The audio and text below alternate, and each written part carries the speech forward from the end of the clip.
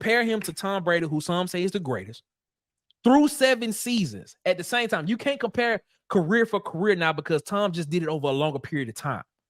He got longevity. If you want to put the longevity part into it, you got an argument.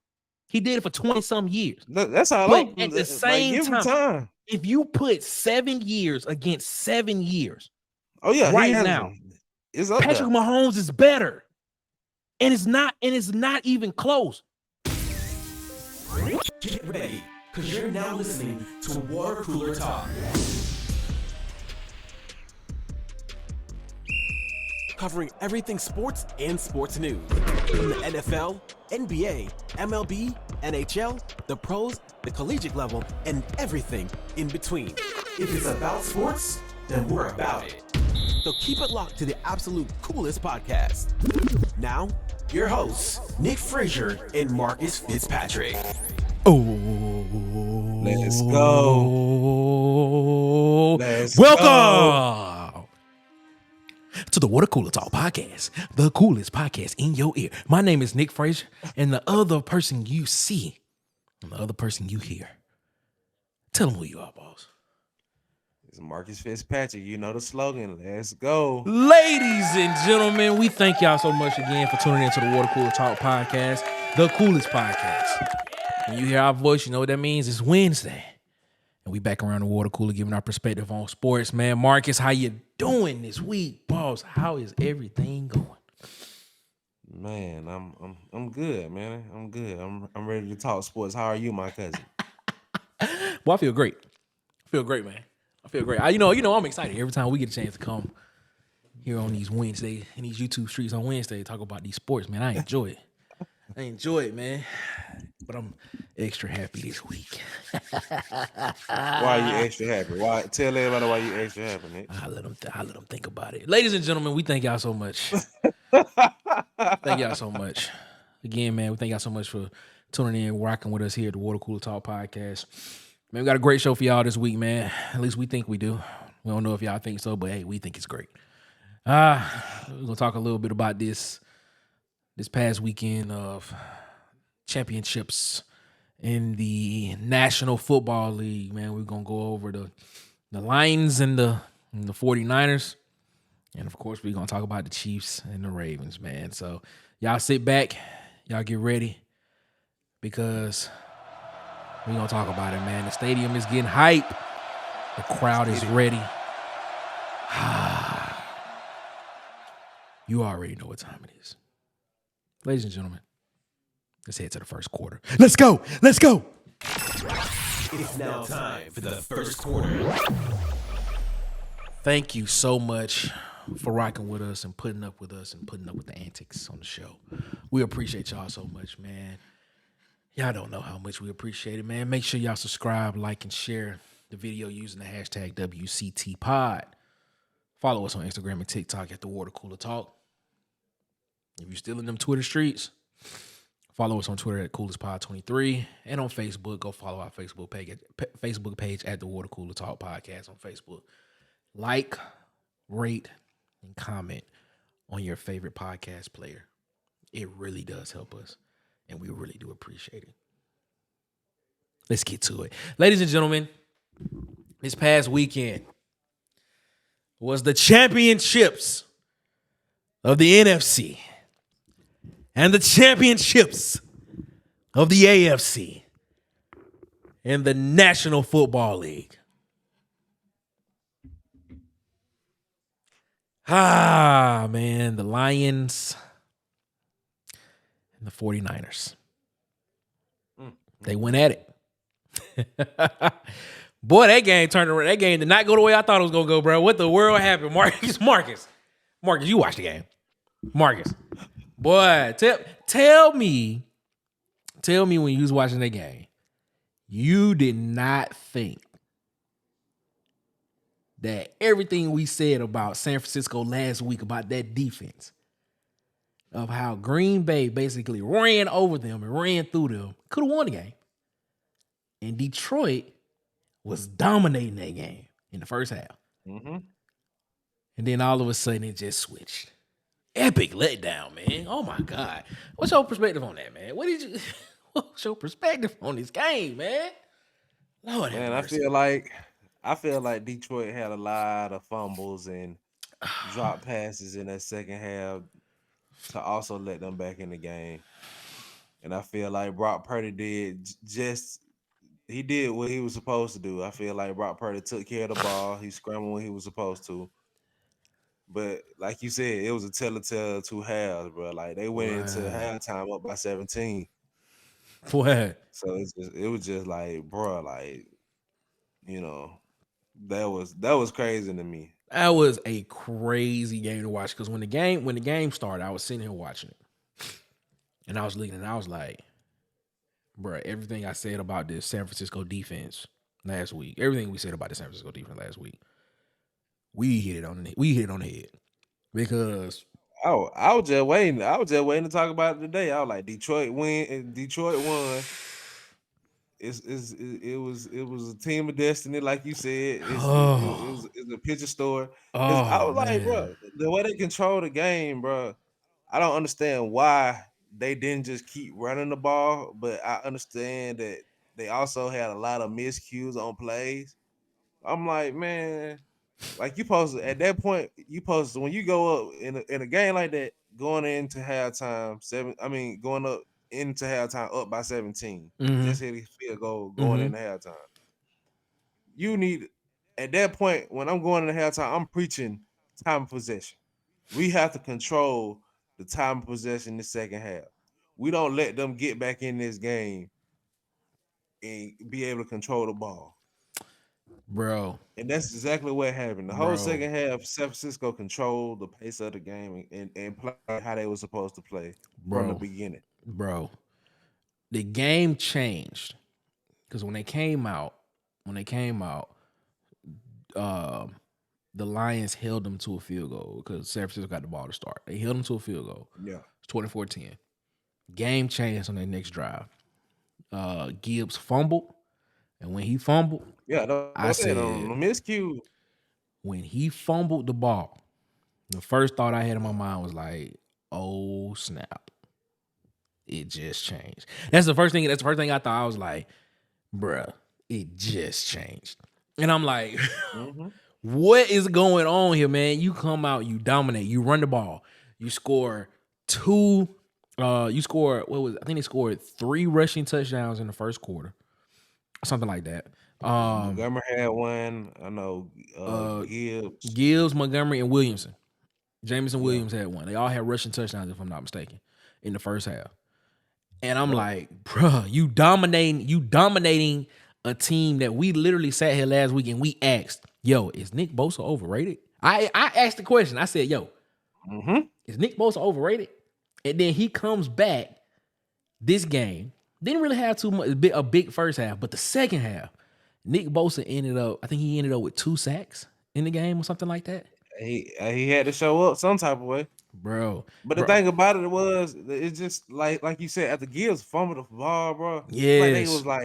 It's like they was like, nah, we ain't gonna put it back on the ground no more. It was weird Not as because much. it was still working.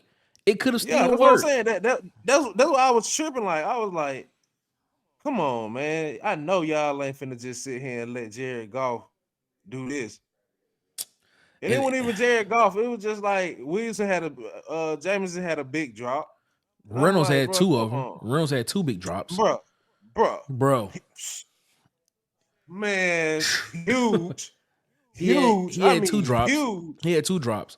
And I'm like, bro, like, and this is so uncharacteristic of those receivers all playoffs. Just, playoffs alone, Reynolds has been showing up. Yeah. So it's just like, Yeah. it was just so weird, bro. It just had me questioning a lot. You know what I'm saying? I'm so I was like, speechless. it was just weird. I'm so speechless about it. I'm speechless by it because I know football and I know there's still a lot. Like, even when the score was 24-7 at halftime, I was like, there's still a lot of football to be played. But if you are coaching the game correctly, you should not be able. Yeah. You know, it shouldn't be unless there's like an epic letdown, as it says here on the screen, or some kind of miscommunication, or some kind of breakdown in communication, or some kind of breakdown in strategy that was changed at halftime. Unless there was something, like that happened, Detroit should have won this game. Detroit should have won this game. The same way that I said Green Bay should have won the game last week against San Francisco. They couldn't even get a field goal the whole third quarter. Like, they didn't score points the whole third quarter. They didn't score until late fourth quarter. Late fourth quarter. They didn't score until late fourth quarter. I'm like, bro, come on, like, bro. You telling me that you can't conjure up a drive to just get in field goal range? Like, come on, man. And y'all like what you said, like they were moving the ball at will in the first half. Exactly. I'm like, bro, it was so bad, bro. I had left and went to the store. I came back. They were like, they scored. 17. I'm like, dang, man. Like, they gonna house them like that, bro. I felt bad for Brock Purdy. I was like, everything they saying about you is true. You finna end up having to go back and now it's finna be questions about your job. Is he really a number one? Or blase blah. Can he ever get to a championship? I'm like, here go the story. He come out second half and he looking great.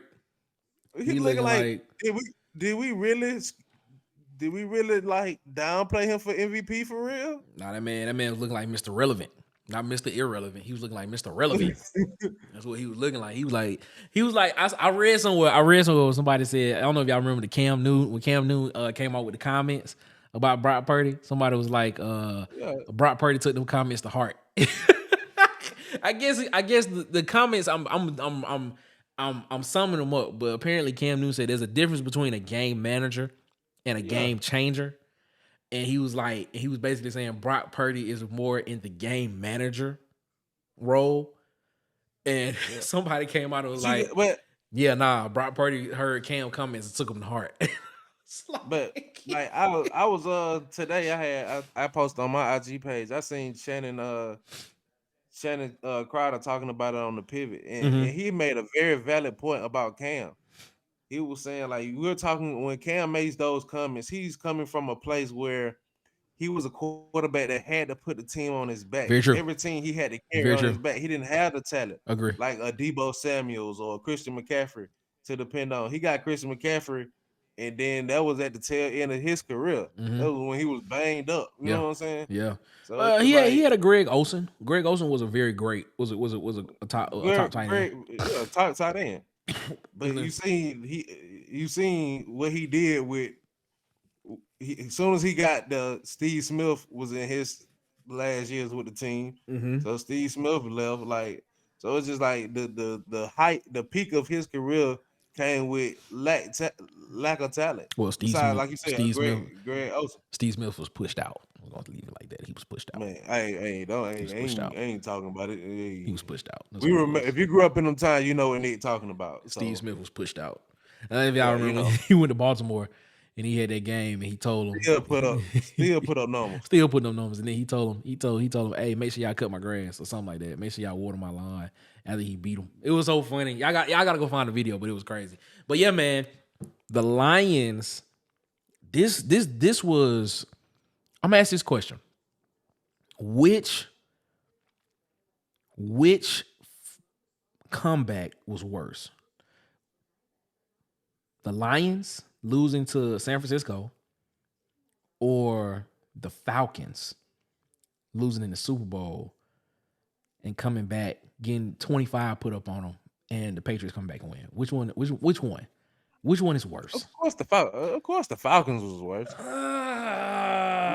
The only reason why this one would be technically because the Falcons was looking for their first Super Bowl. Exactly. That's what I'm saying.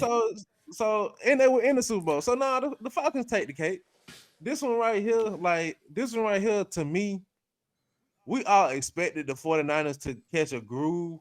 We just didn't expect Detroit to put it on them before they caught their groove. I'm actually going. I mean, you call it the biggest. I mean, they say it's the biggest one, but from my perspective, I'm gonna have to go with this probably being the biggest one for the simple fact because you had Tom Brady, who some consider to be the greatest quarterback of all time. So you always have a chance. You were playing against Brock Purdy, Mr. Irrelevant in the game. Mr. Irrelevant was playing in the game. And you let this man basically come out in the second half and just ball on you. This man balled. We're gonna talk about it in the next quarter. But this man balled on you. I mean, it's ridiculous. I'm gonna have to go with that one, man. I'm gonna have to go with that one. Because when you have quarterbacks like Brady and you have quarterbacks like that's in the game, there's always a chance because of just how great they are. You know, people consider him the greatest. Some people do.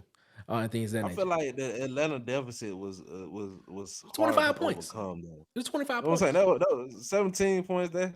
You know, if you play your cards right, like they did, defense make a couple stops.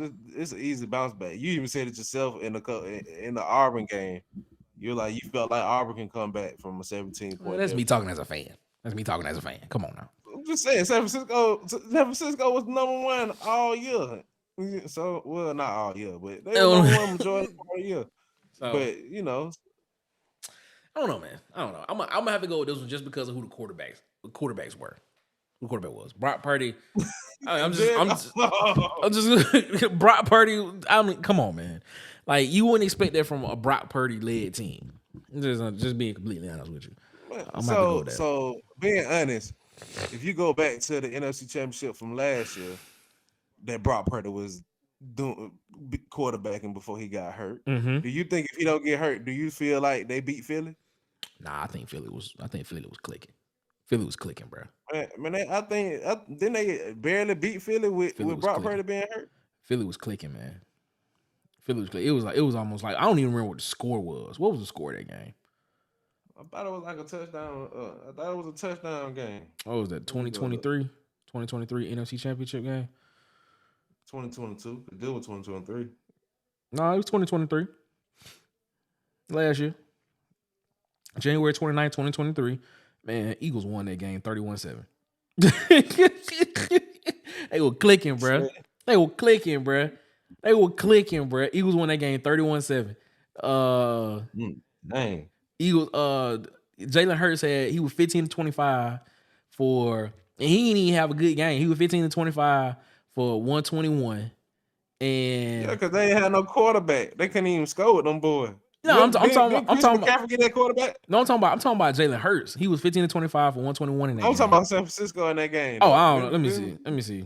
Yeah, Christian McCaffrey was that quarterback. He went 0 for 1 for 0 yards. That's what I'm saying. Yeah, I mean, nothing. I mean, my thing is this, man. Them boys were clicking, bro, and it was just set up for them to just be great, man.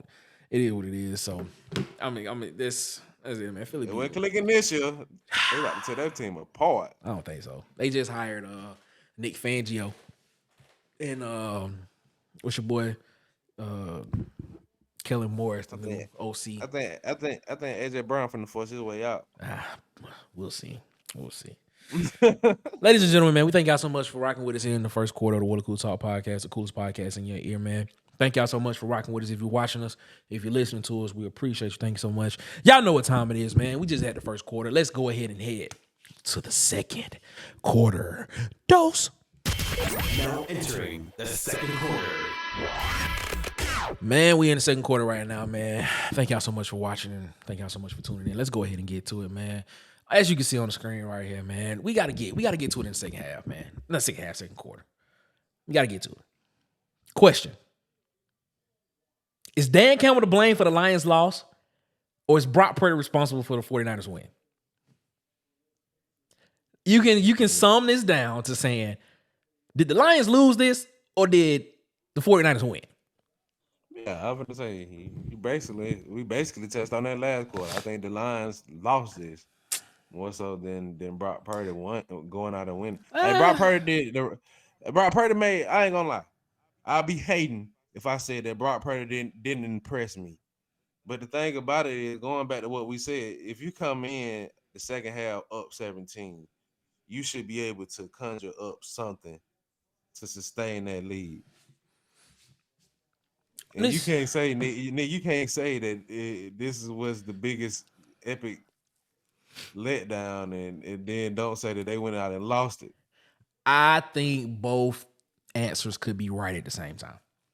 This is how I feel about it. I think both answers could be right at the same time. All right. This is how I see it. Brock Purdy in the first half went 7 of 15 for 93 yards. And I believe he had an interception in the first half. Okay, that's the stats in the first half.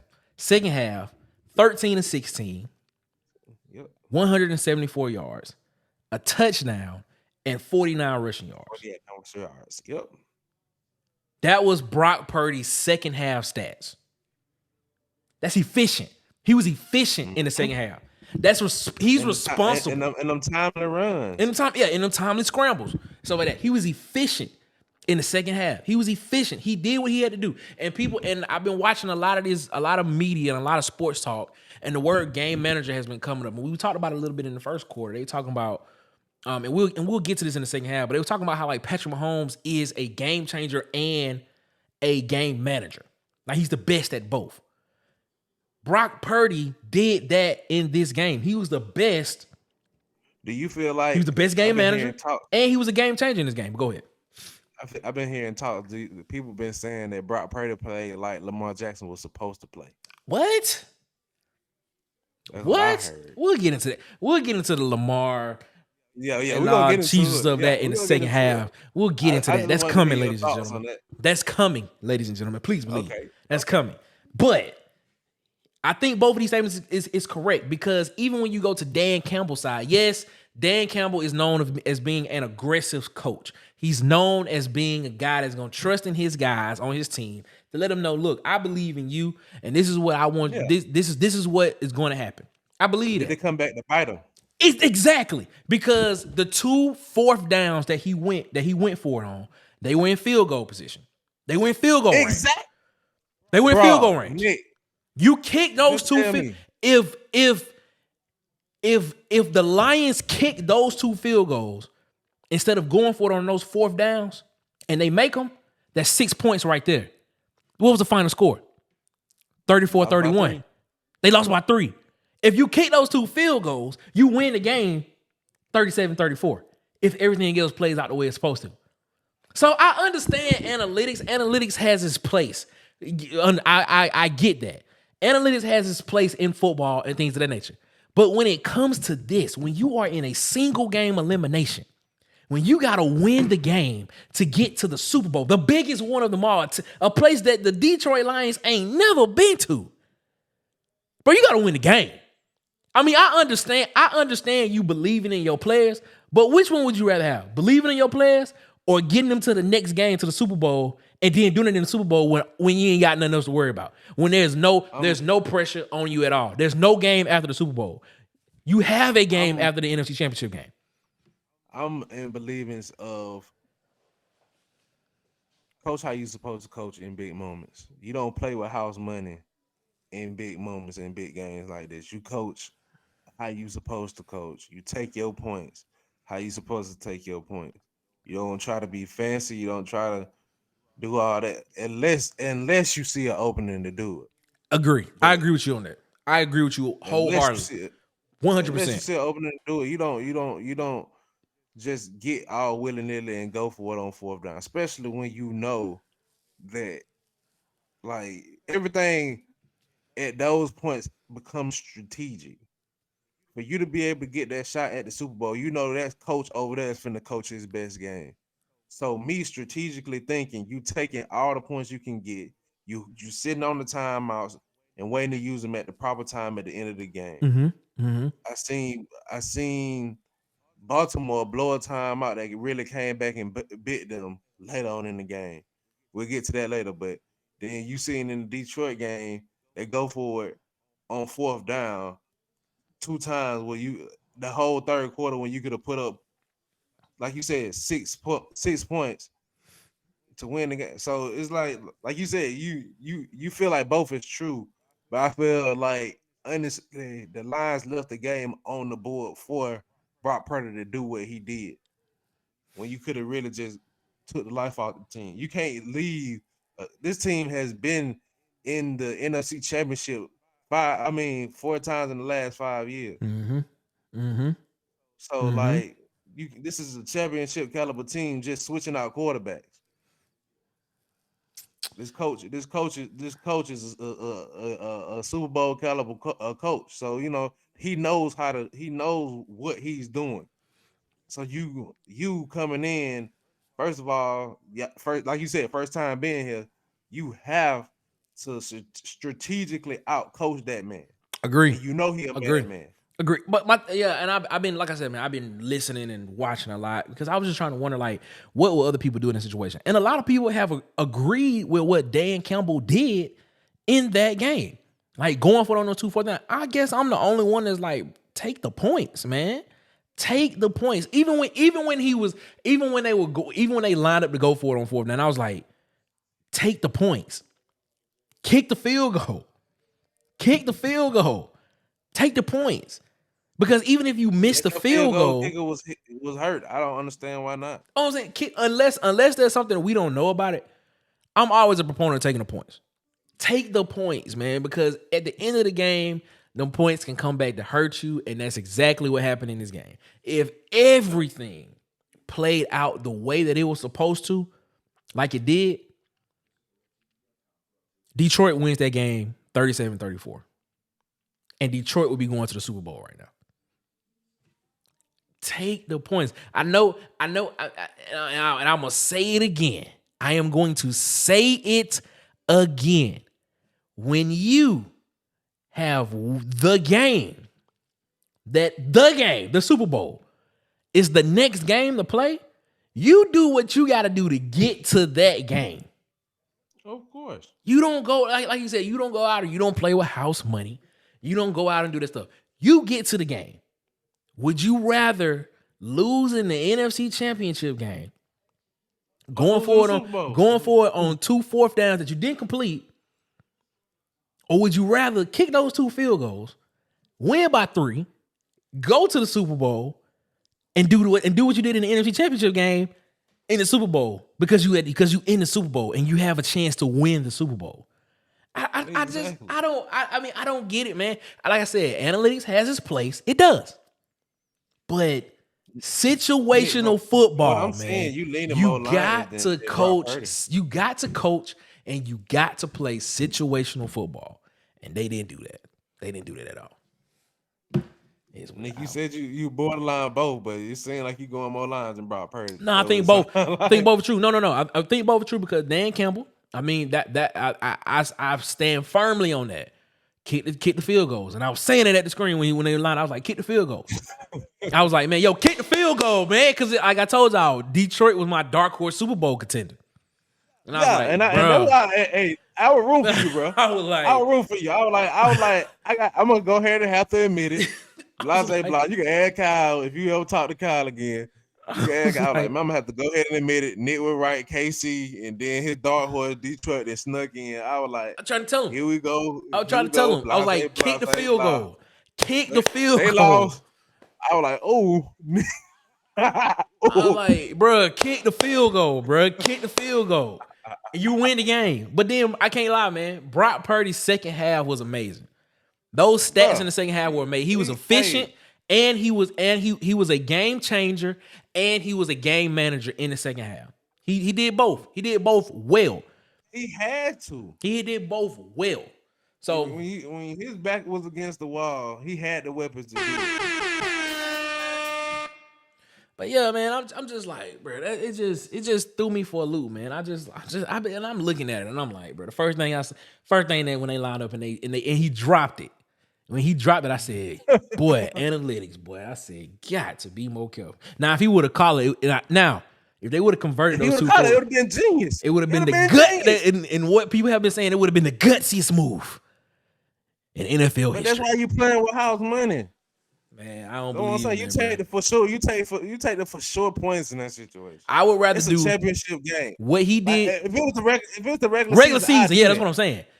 But it's a championship game. My thing is this. It's the championship game. Well, it's not the championship. It's the game to get to the game. This is my thing. For Detroit, every game was the championship. They never been there, so every game was their championship. I'm looking at it like this. I would have done what he did in this game in the Super Bowl.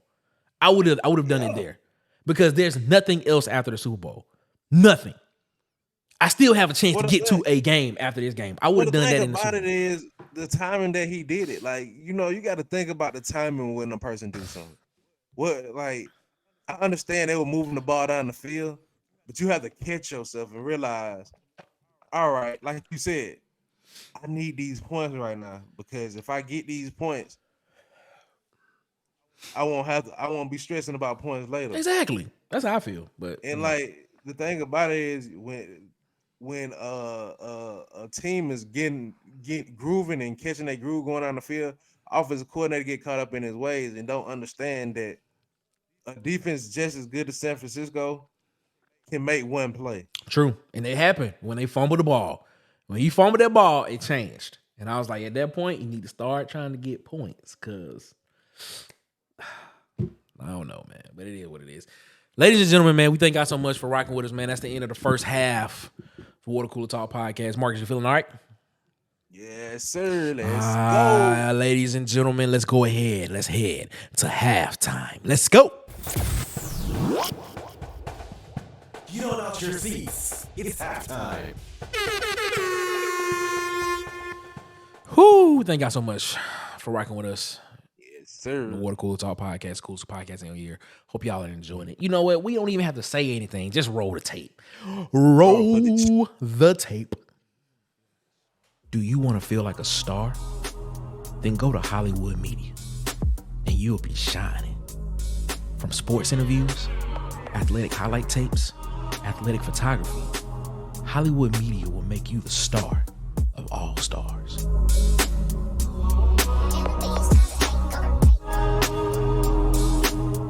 Feel like a star on the most important days of your life.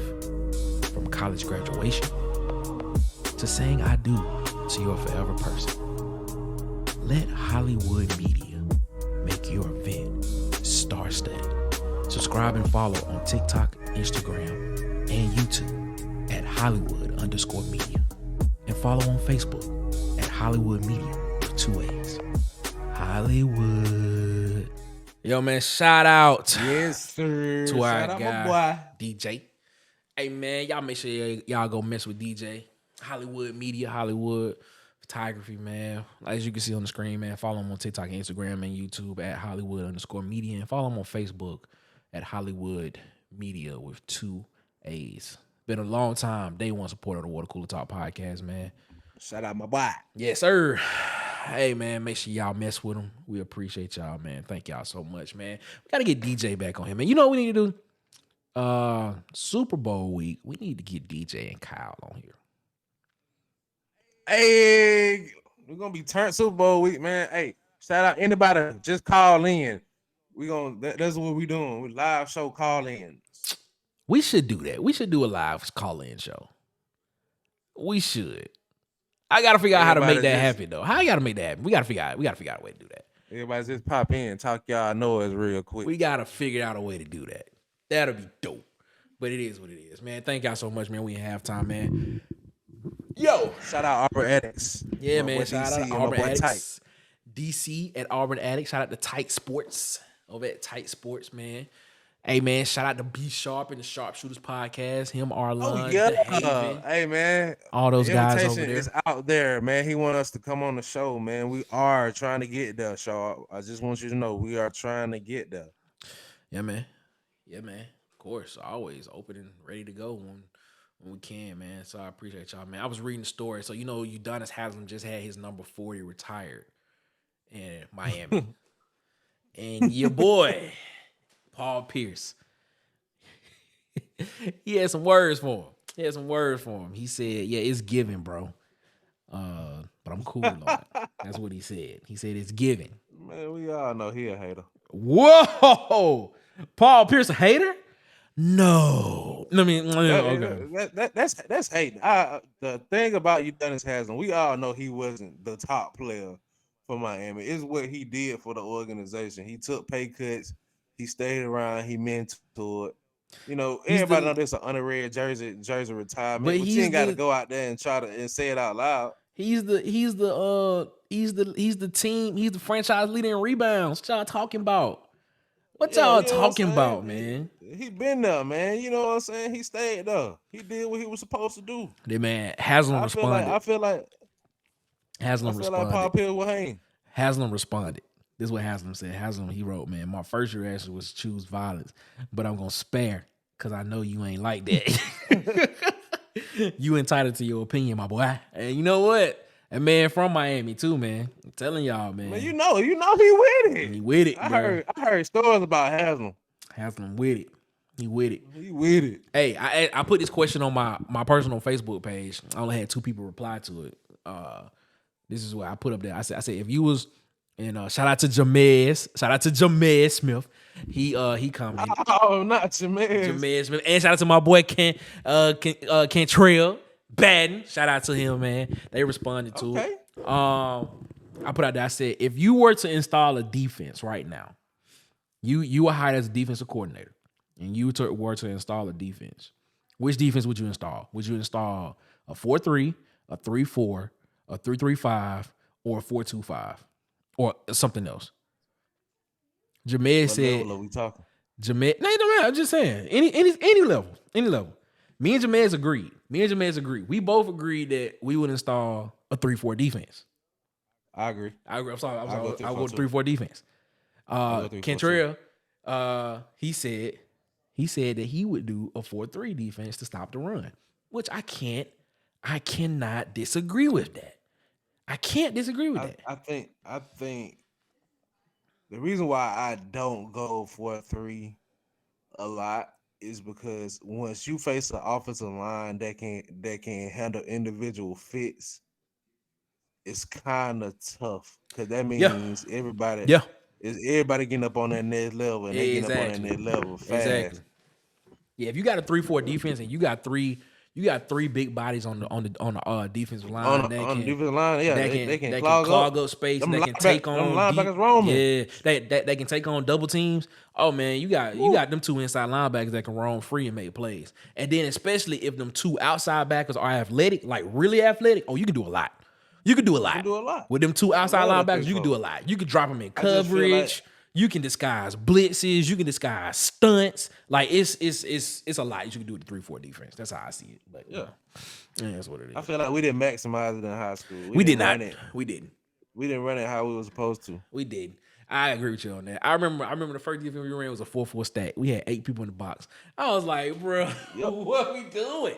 Bro, we had 4 people. We had 8 people in the box. 2 on the 2. And we still weren't stopping the run. We were basically playing. We were basically playing 1 high safety the whole game. We was playing 1 high safety the whole game. Basically cover 3. We were basically playing cover 3 the whole game with a 1 high safety. I remember. And that's it. This is what we were doing. And I was like, bro, we got to do something. But it is what it is, man. The crowd is back. The crowd is ready. It's time for us to go ahead and get to the second half because you already know it's about to be fireworks. Let's head to the third quarter. Let's go. We've now entered the third quarter. That drop played a little earlier than what I wanted to, but hey, we in the third quarter. It is what it is. We here now. Ladies no take backsies. Make sure y'all subscribe, like, and share the video using the hashtag WCTPod. Follow us on Instagram and TikTok at The Water Cooler Talk. Hey, if you're in them Twitter streets, follow us at CoolersPod23. And follow us on Facebook, on our Facebook page at The Water Cooler Talk Podcast. Let's go ahead and let's head to the third quarter. Let's get the topic going, man. Defensive statement. Bro, this was a defensive game. Talk to me. Defense all day. Bro, this is not what y'all expected, bro. This Chiefs Ravens game was a defensive game. Talk to me. It's a defensive game. Marcus, what did you see, man? What did you see? What you said. But all right, let's break it down. Let's break the game down. Let's break it down. We're gonna break it down. I feel like the offensive coordinator for the Baltimore Ravens went away from what Todd was Monken. Successful. Todd Monken. He was the offensive coordinator at Georgia. He went away from what was successful all year in this game. They relied a lot on Lamar Jackson's pocket passing ability when we all know that he's an improvising quarterback. He can scramble. He great all 3 options. And you had Hill and Edwards in the backfield. Hill was having a decent day before they stopped feeding him. So it's just like both games were kind of weird to me, man, because they went away from what was working, and then when you went strictly to being a pocket passer with Lamar Jackson, Chris Jones, he showed why he deserved that money. Oh yeah, He it put was the other dude but number 90. I can't pronounce his last name. yeah, But yeah. him too. He got hurt. He got hurt. He did. That kind of changed the game a little bit too, I believe. The thing that really changed the game, man, if we being really honest, that Zay Flowers fumble really changed the game on the goal line when Snead poked the ball loose. But the thing about it was that whole drive, and that's the reason why you run the football, because first of all, you have a rookie receiver that hasn't been in that moment before. He was acting very immature in that moment. And Very that whole immature. drive, Very immature. that whole drive, he cost them. So you know what I'm saying? When you go back and you look at that, you like, man, Lamar Jackson, can you really blame him? He threw an interception in triple coverage. Can you really blame him when stuff like that happen? He threw 2 interceptions, man. Man threw 2 interceptions. Yeah, 2 interceptions in the game. I think he just had one, Nick. I'm looking it up right now. I'm gonna make sure, but I'm pretty sure that man had 2 interceptions in the game. He had one interception. He threw for 20 and 37, 272 yards, 1 TD, and 1 interception. All right, go ahead. But yeah, man. So it's just like when stuff like that happen, and then you got Patrick Mahomes and Travis Kelce doing what they've been doing for years. At this point, it's just like that's gonna be. My bad. He threw 1 interception. He had 1 fumble loss. My bad. Yeah, you right. Go ahead. Yeah, so it's just like with that defense playing to that caliber, and all he got to do is feed Travis Kelce, and you had that boy, what's his name, Valdez Scantling, boy, say his name correctly. Say his name correctly. Say his name right. Not until they win the Super Bowl, but yeah, Van Skeegenskan, he made that one little catch at the end of the game to seal it. But I'm gonna tell y'all Rice, this. to me, Rice, I say Rice name right because he putting the stamp on it. He putting that young man right there is showing that he's box office. So man, it's just when those guys making plays like that, you control the pace of the game. Like we were saying about Detroit, time of possession. You bound to be successful. Yeah, man. This is how I saw it, man. The Chiefs won that game in the first half. Talk to him. Chiefs won that game in the first half. That's exactly what the Chiefs. I seen it. Exactly what the Chiefs. The Chiefs won that game in the first half. This is what, man. So no, Nick. Hold on. I don't mean to interject, and I know I just talked. They won the game before they stepped on the field. When you seen them picking with Justin Tucker in pregame, Travis Kelce and Patrick Mahomes got right up in I saw that, bro. Them boys that were doing Patrick Queen. I saw that. Boys they were acting real uncharacteristic, bro. Them boys they were making a lot of goofy plays and bonehead decisions because they felt disrespected. I saw that, bro. That was go ahead, Nick. I'm sorry. Funny. I'm gonna shut up. I'm sorry. No, that was so funny because they literally picked up that man kicking T and threw it away. He threw his helmet, bro. He picked the helmet up. He picked the helmet up and just threw it. Travis Kelce was talking yin the whole game. Like what did Justin Tucker do to y'all? I'm like, what did Justin Tucker do to y'all, bro? It's a mind game, bro. Oh my god! You seen how much unsportsmanlike conduct penalties that cost them possession in that game? Bro, Travis Kelce was playing my game with them boys, man. Bro, that was so funny, bro. When I saw that, for real. I was like, what it is. But back to the analysis of the game, man. My bad. I'm sorry, bro. Kansas City won that game in the first half, bro.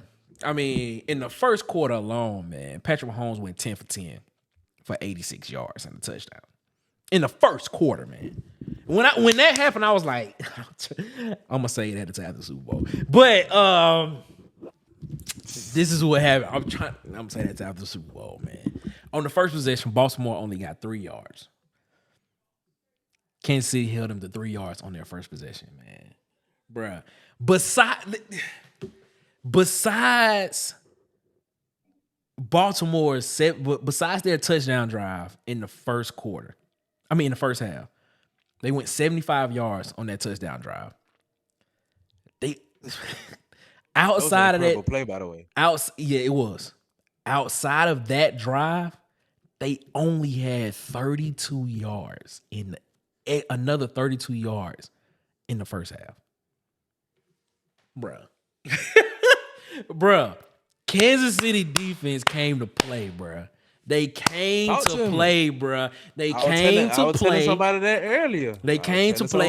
This is Baltimore's stat in the first half. 6 drives, 1 touchdown, 4 punts, and 1 turnover. That was their stats. Now, these are the stats for the Chiefs. The Chiefs had 5 drives, 2 touchdowns, 1 field goal, 1 punt, and they had 1 turnover on downs. Because I believe that was. Did he fumble through the end zone? Was that the one where McCall? No, that was last week. That was last week. That was last week. They had 1 turnover on downs where they went for it on 4th down and they didn't get it. That's what it was. Yeah, they went for it on 4th down and didn't get it. That's the stat line. That's the stat line. And that was enough to win the game. That was enough to win the game, bro. Even with Baltimore, cold, bro. Even with Baltimore out getting more yards than the Chiefs in the second half, it still did not affect the game. Because I don't even know if y'all realize, bro, this game could have been a 2-touchdown game going into halftime because they ran like a little screen play or like a little short slant or something to Rice. Rice caught that thing and took that thing to the house, but they called a penalty on. Yeah, they called a penalty on 65. I think his name is Smith.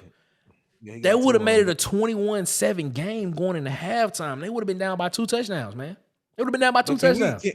Can we? Bro, I don't want to go without acknowledging Andy Reid called a hell of a game. Called a great game. He called a great game. Called a hell of a game. Called a great game, man. Called a great game. And not to mention, Travis Kelce had 11 targets and he had 11 catches. Everything that was thrown to Travis Kelce, he caught it for 116. Even the catch from Taylor Swift, he caught it. Bro, man. Like, thank you. Bro, the Chiefs won this game in the first half. I was listening to, like I said, I was listening to a lot of sports talk, and I agree with everything that they said about this. Patrick Mahomes did everything that he had to do in the first half, and all he had to do in the second half was manage the game. He didn't have to do anything. They didn't have to take any risks. They got very conservative in the second half because Andy Reid and the Chiefs was like, look, these guys can't drive the ball down the field on us. We are dominating them on defense. Can I ask you a question? Go ahead. Do you feel like Lamar Jackson choked? This is my thing. Okay. This is my take on the sports talk all day. I know you've been hearing that topic. No, I don't think he choked. I don't think he choked. But there comes a time to where when does Lamar Jackson get the blame? When does he get the blame? Oh, okay. Here's the time. That's a great question. When does Lamar Jackson? When does he get the blame? Because we sit here and we talk about Lamar does not have this. Lamar does not have that. Lamar does not have this. He doesn't have that. He's not winning. Patrick Mahomes, this arguably is Patrick Mahomes' worst receiving corps since he's been in Kansas City. Been there. Yeah, okay. Talk that talk, Nick. Joe Burrow didn't have a defense and still went to the Super Bowl. Oh. And even though I give Josh Allen some bad credit, I give him some bad takes. Every game he plays in is close. All the games he play in are close. And it's probably one, maybe 2 plays that affect the game. You can't say that about Lamar Jackson in this past game. Now, you can say that fumble. You can say that fumble. He got strip sacked. I'm talking about that Zay Flowers fumble on the goal line. But yeah, people talk about the Zay Flowers fumble on the goal line, but you sitting here saying that even if he fumbled on the goal line, you still telling me that Patrick Mahomes got 5 minutes left in the game to basically bleed the clock out. I ain't saying it's a guarantee. I'm not saying that's what I'm saying. Patrick Mahomes got 5 minutes. It'd have been a tie ball game. No, it would have been a 17-14 game. The Chiefs still would have been up by 3. No, I thought it was 17-10 when he fumbled. Nope, it was 17-7 when he fumbled. It was 7. I'm positive. It was 17-7 when he fumbled. They kicked the field goal, and when they kicked the field goal, that's when it became 17-10. That's what happened. That's what happened. I'm telling you, that's what happened. It was not 17. It was not 17-7. It was 17-10. It was not 17-10. It was 17-7. That's what it would have been. If he would have scored, that would have made the game 17-14 with Kansas City still having a 3-point lead going into the with 7 minutes left in the game, and Patrick Mahomes getting the ball to run the clock out. Come on, man. And you mean to tell me Patrick Mahomes couldn't go down there and put a touchdown on the board if he wanted to? Stop. Y'all man, come on, man. I'm trying to tell y'all, man. I'm going to say it again. Patrick Mahomes is the greatest quarterback to ever play the game. But, people don't want to listen to me when I say stuff. It is what it is. But I digress on that. All right, man. That's in the third quarter, man. We're going to go ahead and we're going to rock out. Because we're going to still talk about this in the fourth quarter because we still got a lot to talk about because we ready. We ready. We ready for y'all.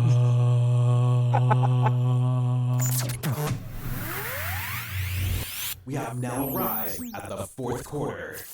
Yo, in the fourth quarter, man. Let's keep this conversation going because we can talk about this for another 10 minutes, man. Did mistakes cost the Ravens a trip to the Super Bowl? Yes, they did. Yes, they did. Yes, they did. And you know what the biggest mistake was? Y'all know what the biggest mistake was? Y'all see that man right there at the bottom of the screen? He let me see. He right there, holding the trophy right there. That's the biggest mistake. Thinking that Patrick Mahomes wasn't gonna go in there and do what Patrick Mahomes do. All y'all that told me, that kept saying, think you crazy for saying Patrick Mahomes ain't the great, bruh. When I say stuff, yeah, I see them in the comments. When I say stuff, bruh, listen to this. You know what? Give me 2 minutes real quick. Give me 2 minutes. I need 2 minutes right now. A 2-minute filibuster right now. 2 minute filibuster right now. Just for you. 2 minute filibuster right now. When I say something, believe it. Believe it. Patrick Mahomes is the greatest quarterback to play the game of football. The most talented quarterback to play the game of football. More talented than Aaron Rodgers and better than Tom Brady. I said it, and I'm gonna keep saying it. So y'all can keep saying what y'all want to say in the comments. I like it though. Keep talking in the comments. Keep talking. Keep talking. I already said it. I said it. I said it when it was unpopular, and I'm saying it now. Patrick Mahomes is the greatest quarterback to play the game of football. That was a little less than 2 minutes, but I got what I said across. Marcus, say what you got to say. Yeah, mistakes caused Baltimore. I feel like the Zay Flowers fumble. I feel like you said, the script sack. But that script sack was a hell of a play by number 90. So I feel like the mistakes really did cause me more. Can't pronounce his last name. Huh? I apologize. Yeah, I ain't. That's why I said number 90. When he got hurt, I seen him throw him, and I was like, it's over with. 90. It's over with. I was so upset because I was like, bruh, if he don't get back in the game, we messed up. They messed up. They messed up if he don't get back in the game. The way that defense rotates Chris Jones around that line, it's amazing. Like they got him at defensive end, they'll put him at defensive tackle. Like that press, like you don't never know who he gonna go against, and he whooping on whoever. So it's just, and then to me, arguably, you might as well say that improved it now. That's the best secondary in the league. Oh, hands down, bro. That's the best secondary in the league. Sneed is something serious, McDuffie, man, them boys locking stuff up. They ain't letting stuff move, bro. Like it's crazy. It's crazy, and the reason why it hurt to see that Baltimore lost because Zay Flowers was actually having a great game before he did a lot of immature stuff that ultimately caused them at the end of the game. Because if he remains mature and makes the right plays, who knows? Like you said though, you never count Patrick Mahomes out. But who knows how this game would go? But with him doing dumb stuff, with them barely being able to move the ball in the first place, you already blew your chance. Like you said, it made the game look like they won it strictly in the first half. Yeah, they did. They did. That's what they did. Patrick Mahomes did everything. Patrick Mahomes and that offense did everything they needed to do in the first half. They had 3 touchdowns, but one was called back because of a penalty and things of that nature. So it is what it is. They kicked the field goal and got the 3 points. It is what it is. So it's 17 points instead of having 21 points on the board. My thing is this, man. You asked the question in the last quarter, is Lamar to blame? Yes. Simply put, yes. Lamar deserves to blame this. And I said it then, we can't keep giving this man a pass. We can't keep doing it, bro. If Lamar, Talk to him, if you paying this man, this should have been your sound bite. If you paying this man, I just had to let people know about that Patrick Mahomes stuff because people listen. I'm telling They y'all, on your neck in the comments. I'm telling y'all, Patrick Mahomes is the greatest quarterback that ever played the game of football, and it's not even close. But if y'all, we'll get into that later. But it is what it is. I'd say his trajectory is going there. That's fine. You can say that. I'm saying he's the greatest, but it is like his trajectory is going up. Listen. Who would deny his resume? As it sits right now, he has more passing yards than Tom Brady has in the same amount of time. The only thing that Tom Brady has on him is a Super Bowl. Rings? He has one Super Bowl. If you come and less appearances. That's it. He was undefeated in the Super Bowl at this point. That's it. But he has one Super Bowl over Patrick Mahomes. That's another debate. I'm trying to say that until if he wins the Super Bowl, I'm going hard on that show that week. If he win the Super Bowl, you might as well not even make that segment because with me and you, what are we gonna talk about? How right I was. That's what we're gonna talk about. It's gonna be like Nick was right. Who argued that? Well, I didn't argue that because I already stated that to somebody else that I feel like when it's all said and done, he will be the greatest of all time. It's not that. It's not that. To me, I just feel like he got to go through the proper channels though. Like I can't care. Listen to this. I don't care about proper channels. I don't care about proper channels. I look at the eye test right now. Right now, skill wise, talent wise, Patrick Mahomes is the greatest quarterback to play the game of football. He's the greatest, and the numbers prove it. If you compare him to Tom Brady, who some say is the greatest, through 7 seasons at the same time, you can't compare career for career now because Tom just did it over a longer period of time. He got longevity. If you wanna put the longevity part into it, you got an argument. He did it for 20-some years. But at the same time, if you put 7 years against 7 years now, Patrick Mahomes is better. And it's not even close. Including playoffs, he has won 8 more games and has a better winning percentage than Tom Brady. He has more MVPs, league MVPs. The only thing that Tom Brady has against him is 1 Super Bowl. So when I say something, ladies and gentlemen, please believe I done did my research on it. Patrick Mahomes is better. He's better. They completion rate around the same though, you know. No, it's not. Yes, it is. Tom Brady's completion percentage rate right now at the same time is like 74%. Patrick Mahomes is somewhere around 79. That 5% is different. That's different. That's a big difference. That 5% is a big difference.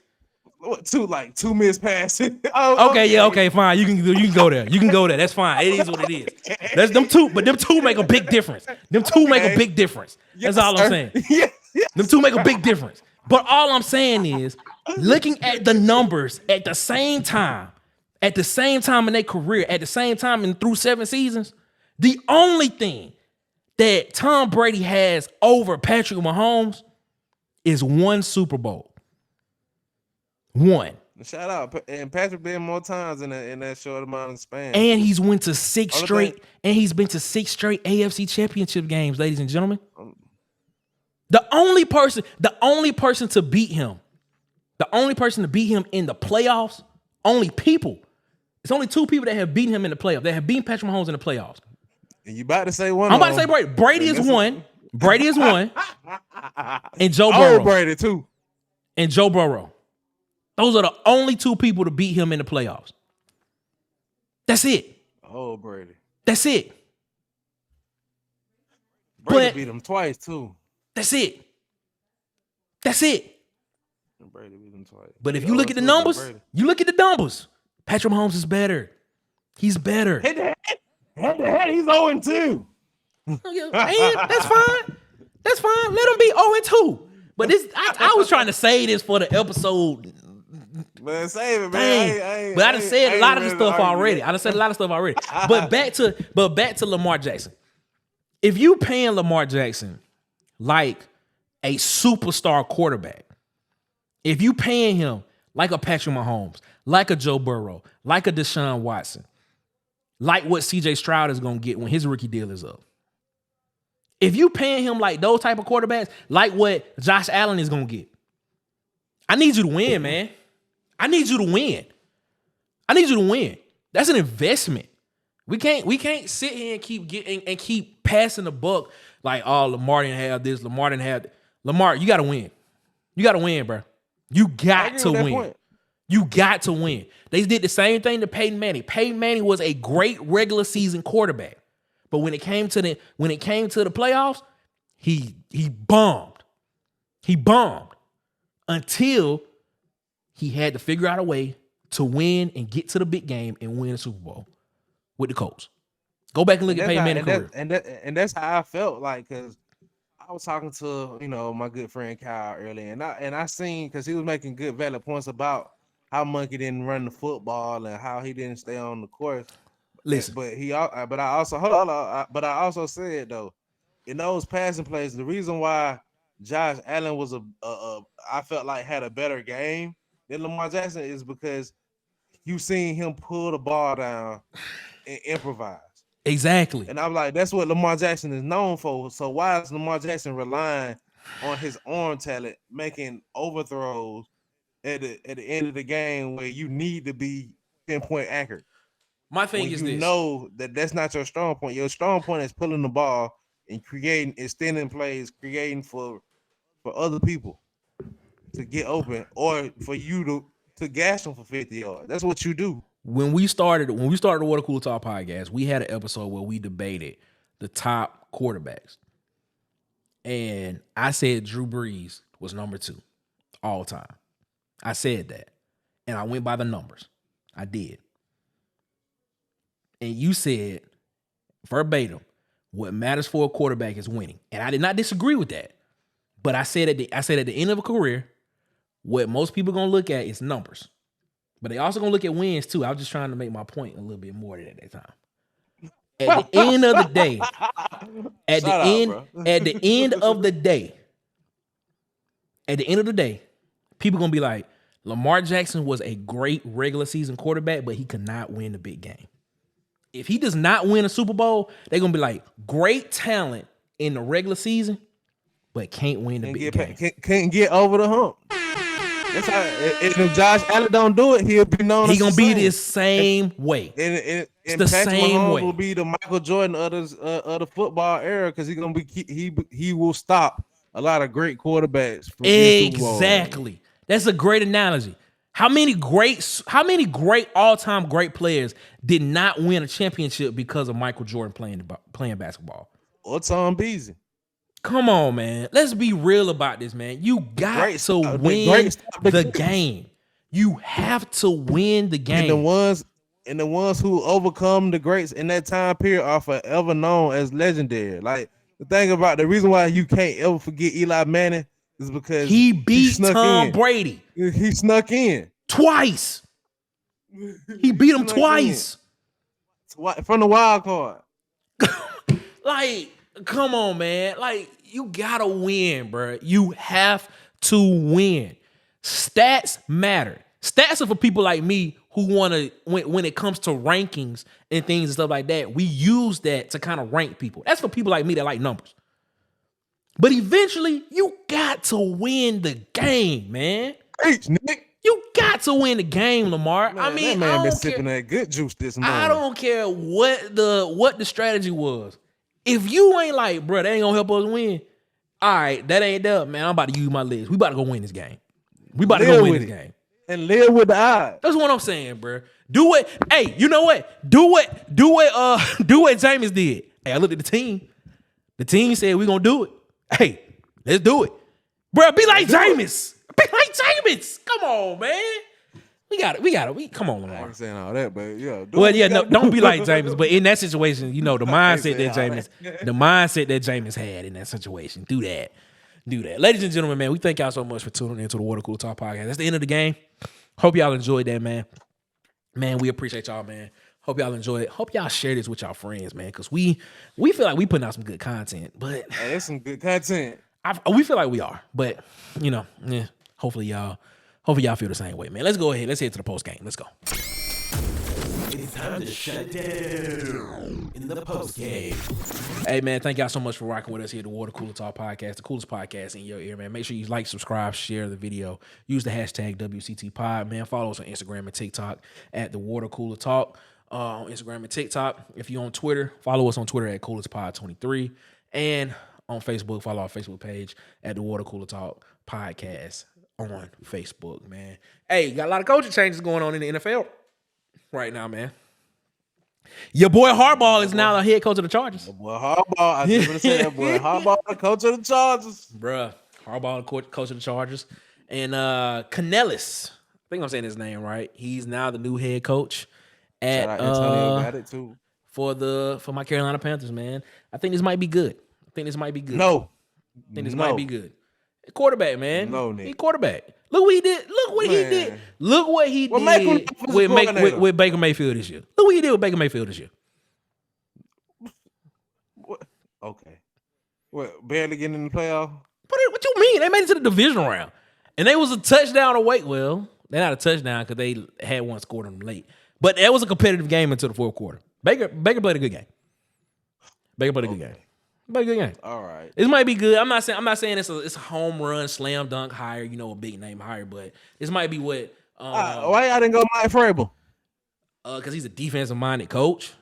And you already know old buddy in Carolina trying to get somebody to fit with Anoint Bryce Young. Yeah, man, that's what it is, man. They need somebody to mess with Bryce Young. I think that's what it is, man. They need some shorter offensive guards too. God, we need. So my question to you is, we need a lot. Why has Bill Belichick not got a job yet? Man, I think it's time for Bill Belichick to go ahead and take it to the house, dog. I think it's time. Oh, do you think the league is forcing them out, or do you think what you think is going on? Yeah, man, I think the league is in that transitional space of let's see what's new out there. It's kind of like the WWE. You know how they had the WWE and they recycle superstars to come back and have these matches that a lot of people really don't want to see, but because of who the name is, they come out and they have a match, stuff like that. I think it's a lot of new up and coming young coaches. Those young coaches that are 40, 47 years old and younger. Younger than 50. Let's put it like that. That's out here that has a chance to actually come out and make some noise. I think it's that time. Because you're starting to see a lot of young guys get like real head coaching jobs really young. Like I think Sean McVay was like 34, 33 when he became the head coach of the Rams. Like one day, Nick, one day. But it is what it is. We're gonna see what happens. I don't know. That's what it is. Man, Marcus. Yes, sir. Are you ready? Let's get it. Ladies and gentlemen, it's time to give out that award that everybody loves, but the person that gets it, they hate it. Give it up for the Water Boy Award. Gatorade. H2O. Water sucks. It really, really sucks. Marcus, who Yes, sir. are you giving this week's Water Boy Award to? I might need your help on this name, Nick. His name is Keyshawn Boutte, and I said it right. Keyshawn Boutte. Keyshawn Boutte. Yes. I mess up a name in a heartbeat, but that's besides the point. And he need to be worried about more than me messing up his name at this point. This young man has been arrested for illegal gambling. Arrested? Word. Yeah, he got arrested for illegal gambling. So the talks around the town is I'm trying to understand why did this man bet on games that he knew he was already going to partake in? He bet it on himself. You like, and I don't, and then he did that, and then I seen his earning, his winnings, like, cause he was a genius with the parlays though. Oh, so he So was winning. for real, He was he, winning. man, big time. So me myself personally, you know, this is not a segment of me joking on you. This is a segment of me asking you for help, sir. Before you get locked up, for whatever your little sanctions is, send me what you were doing, because we got to work out something. This is a cry for help. Hey, man, look, Nick, he had 6 digits in earnings off of betting. So really, I'm trying to get with whatever he own, because I keep missing about a game. So if you do watch this, whatever trouble you in, once you get out of it, we can be a team. This is a business deal. Matter of fact, I'm gonna entice you with this drink of water that I got. Nick, pour him up a glass. Show some hospitality, because we need this. We can go to different heights with him and his inside knowledge on the game, because he knows everything that Vegas knows, obviously. And I'm trying to get there. Yeah. Yeah, I mean, that's man. 6 digits? 6 digits. Wow. I seen the report. 6 digits though? I mean, what is his contract? What is his contract? 4 year, $4 million. Man, he didn't have to do it. I'll say he definitely didn't have to bet. It wasn't NFL contract worthy. That's what I'm saying, bro. His signing bonus. His signing bonus was 6 it was a signing bonus. Basically. It was a goofy move, but for an ordinary guy like me who's still working day to day, let's work something out. If that was my bank account, you know what I'm saying? If that was my bank account, you know what I'm saying? You know, if that was my bank account, we'll be over here chilling, you know? Let's work we something good. out. Let's work something out. Like, bro, why you get arrested when you can give me that knowledge and it's free for me? You know what I'm saying? But y'all you don't need it. Y'all out here, but y'all something. But I guess these parlays so serious, Nick. You need to get on one. Nah, don't get on one, Nick. Stay clean. No, I bet. I bet sometimes. I bet parlay. Okay. Not all the time, but I do it sometimes. It ain't what it is. But hey, we need to call him. Keyshawn Butte. We need to call him. Keyshawn Butte. It is what it is, man. Hopefully you make it through that situation, boss. Yeah, man. For real though. We don't like to see bad situations like that. But it is what it is, man. We praying for you, dog. We praying for you. Ladies and gentlemen, man, we got a big announcement, man. We got a big interview coming up. That should be out this Friday, man. KD Hill, former Ole Miss football player. We will be talking with him this Friday. So we hope y'all tune in for that, man. That's gonna be a big interview for us, man. He played in the SEC a couple of years at Ole Miss. Was a NFL draft prospect and had an injury that cut his career. And we're gonna sit down and talk with him, and excited about this, man. I'm excited about this one. I am really excited about this one, man. This is gonna be a really good interview, man. Talk to him, and he's excited as well, man. He said anytime you get a chance to tell his story, man, it's a blessing. So I can't wait for y'all to sit down and listen to that one. That's gonna be a great interview. So, man, we hope that y'all tune in for that, man. Marcus, before we get up out of here, boss. Yes, sir. What do you guys say to the people before we get up out of here? Man, you know the slogan, man. Shout out home team, man. Shout out Tay, man. Shout out Kyle. Shout out Travell. Shout out Sham, God, man. Shout out all the people who make this possible. Auburn Addicts Tight. Shout out my boy, my co-host Nick, man. Yeah, man. Let's keep doing this, man. We're gonna keep being turned every Wednesday. Catch us, man. Yeah, man. Thank y'all so much for rocking with us, man. Shout out to the home team 33446, Macon County, Tuskegee, man. BTW, man. Shout out to the University of South Alabama for giving me my degree. Hey, man. Shout out to my wife. Shout out to my mom. Shout out to the fam, man. Shout out to my co-host, Man, we thank y'all so much for rocking with us here at the Water Cooler Talk Podcast, man. Continue to rock with us, man. We trying to grow and we trying to get better, man. Continue to share the video, man. Continue to like, continue to watch, continue to comment, man. We thank y'all so much, man. As I say, man, before we get up out of here every week, man, y'all have a good one. Or better yet, y'all have a great one. Y'all be blessed, man. One love. Yes, sir. Thanks for listening to this episode of Water Cooler Talk. Make sure to follow us on our socials on Instagram and TikTok at Water Cooler Talk and on YouTube at The Coolest Pod 23. Also, make sure to like and subscribe on your favorite podcast player so that you never miss an episode.